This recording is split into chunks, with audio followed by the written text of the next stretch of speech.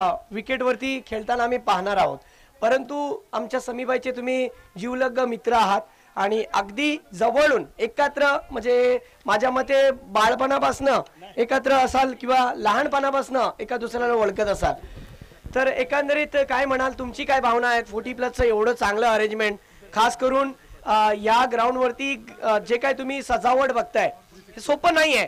360चा ground Shrivardhan तालुक्यामध्ये एकमेव असा ग्राउंड आहे जिथे येणाऱ्या काळात 1 लाख काय 2 लाख काय 5 लाखापर्यंत स्पर्धा ठेवण्याची ताकद ठेवतात समीबाई, असं त्यांनी जाहीर केलंय.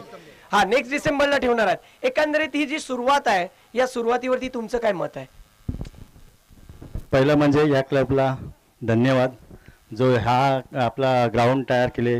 हा नवा ग्राउंड आहे. त्याच्या ह्याच्याने कसं माहिती आहे, सर्वांना त्यांच्या टीमला आणि सर्व फिल्डरांना शुभेच्छा.